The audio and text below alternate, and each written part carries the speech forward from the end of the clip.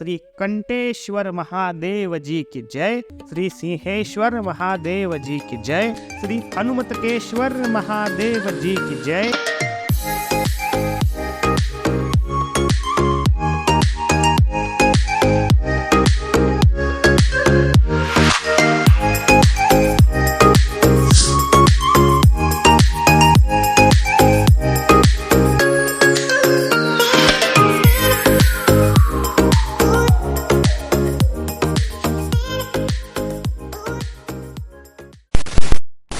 उज्जैन। तो कैसे आप सभी? महाकाल बाबा की कृपा से आप सब बढ़िया ही होंगे ऐसा मानते थे। तो 84 महादेव परिक्रमा के पिछले एपिसोड में मैंने आपसे कहा था कि 84 महादेव जी में से सिर्फ 28 महादेव जी और रह गए हैं। उनमें से इस वीडियो में हम 9 महादेव जी के दर्शन करेंगे और पिछला एपिसोड खत्म होते होते हमने 9 महादेव जी के दर्शन कर लिए। इस वजह से 28 में से 9 गए तो बचे 19 और उन्हीं 19 महादेव जी में हम इस वीडियो में 9 महादेव जी के दर्शन और करेंगे और अगले एपिसोड में 10 महादेव जी के दर्शन के साथ इस 84 महादेव परिक्रमा को भगवान महाकाल सरकार के चरणों में समर्पित कर देंगे। तो श्री महाकाल सरकार की जय यह बोलकर इस एपिसोड की शुरुआत करते हैं।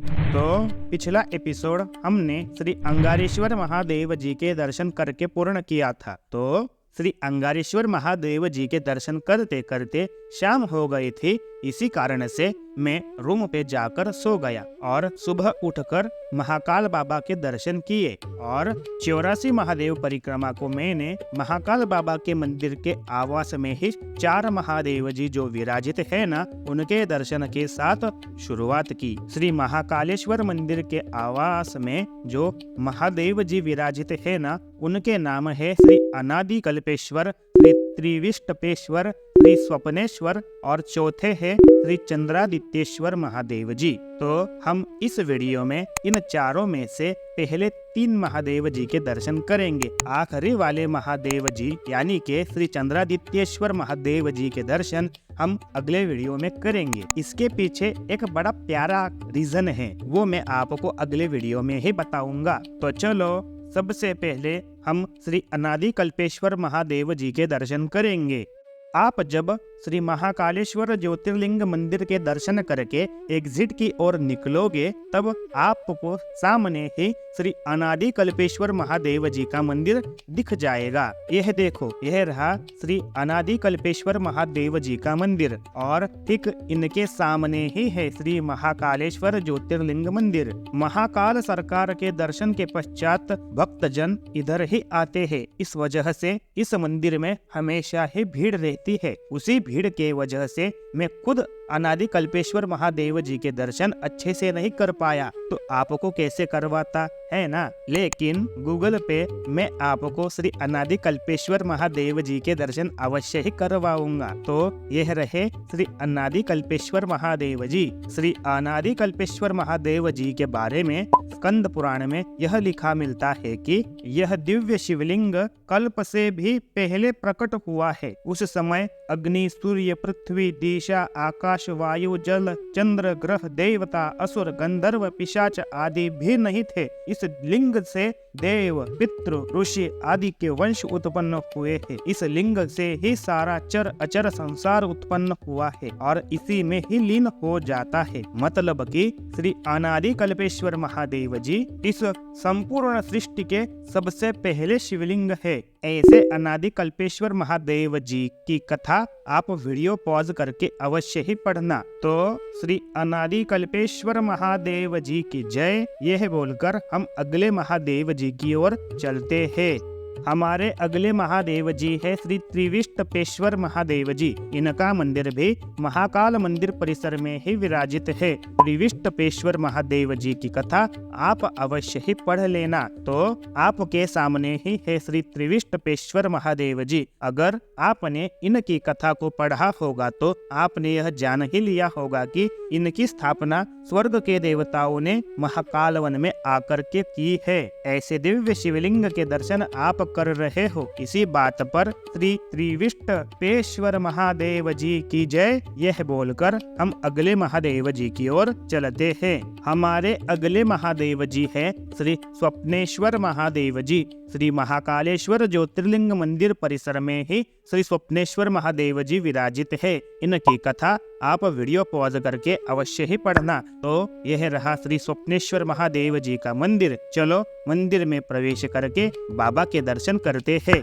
जिस कथा का स्क्रीनशॉट मैंने आपको दिखाया उसी में यह लिखा हुआ है कि इन महादेव जी के सिर्फ दर्शन कर लेने मात्र से रात को सोते समय पड़ने वाले सभी बुरे सपने दूर हो जाते हैं, क्योंकि स्वयं श्री वशिष्ठ मुनि खुद यह बात कह रहे हैं कि इनके दर्शन मात्र से सभी दुस्वप्न का नाश होता है। तो इसी बात पर श्री स्वप्नेश्वर महादेव जी की जय यह बोलकर हम अगले महादेव जी की ओर चलते हैं।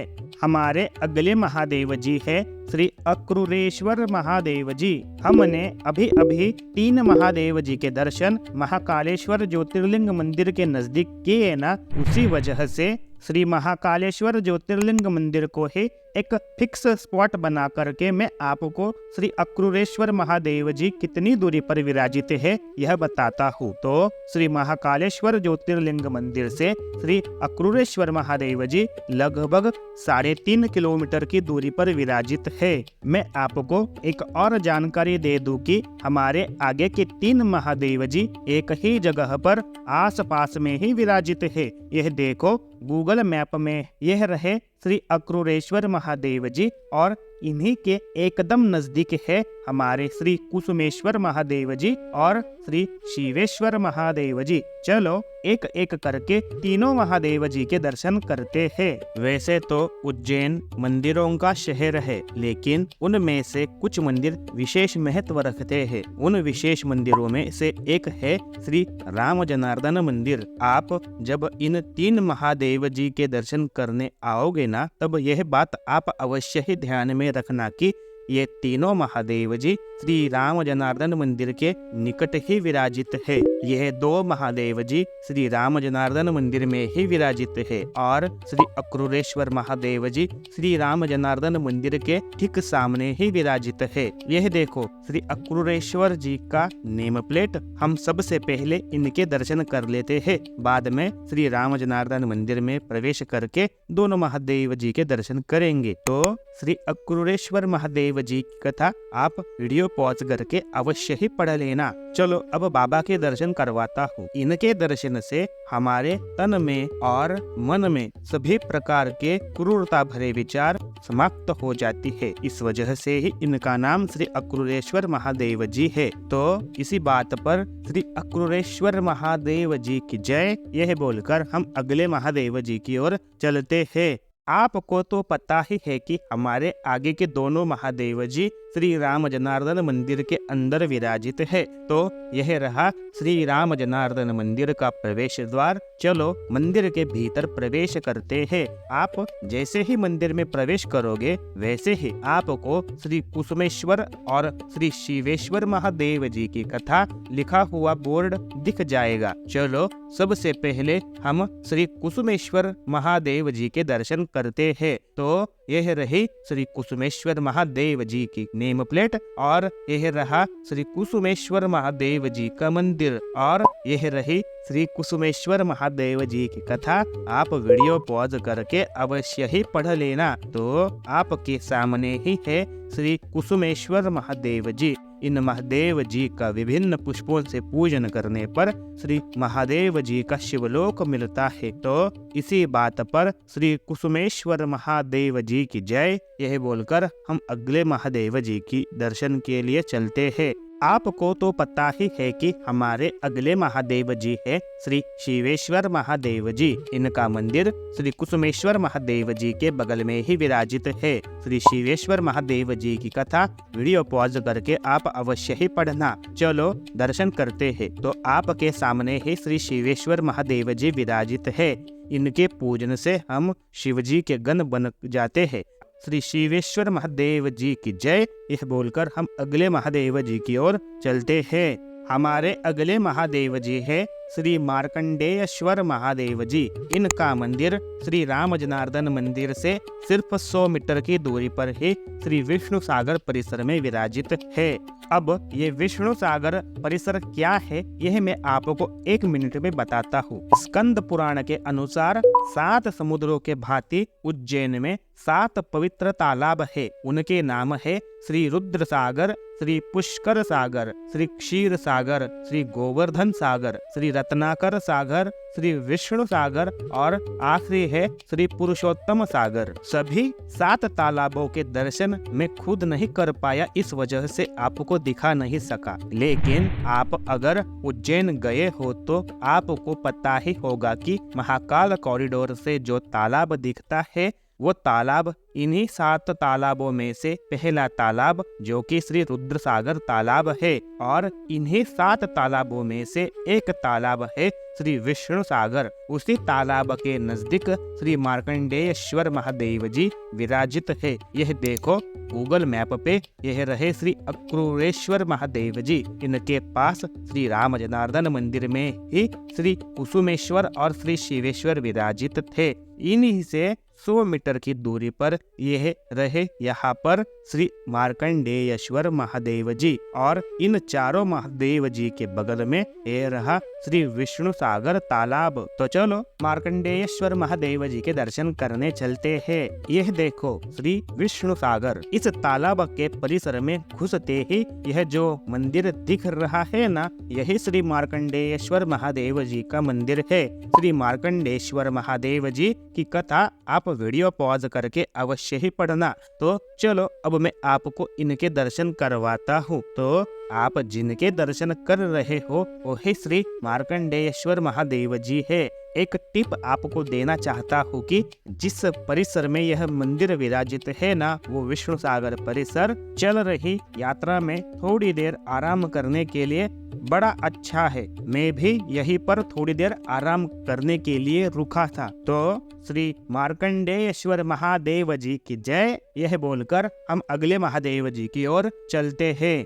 हमारे अगले महादेव जी हैं श्री जटेश्वर महादेव जी। श्री जटेश्वर महादेव जी श्री मार्कंडेयश्वर महादेव जी से सिर्फ 600 मीटर की दूरी पर विराजित है। आप जो यह भगवे रंग का मंदिर देख रहे हो ना, यही श्री जटेश्वर महादेव जी का मंदिर है। तो आप श्री जटेश्वर महादेव जी की कथा वीडियो पॉज करके अवश्य ही पढ़ना। श्री जटेश्वर महादेव जी के मंदिर में घुसते ही आप इनकी नेम प्लेट देख लोगे। चलो अब आप बाबा के दर्शन करो। तो आपके सामने ही है श्री जटेश्वर महादेव जी। मान्यता अनुसार श्री जटेश्वर महादेव जी के दर्शन करने से पाप दोष नष्ट होते हैं, भ्रष्ट बुद्धि वाले मनुष्य की स्थिति सुधर जाती है। इसी बात पर श्री जटेश्वर महादेव जी की जय, यह बोलकर हम अगले महादेव जी की ओर चलते हैं।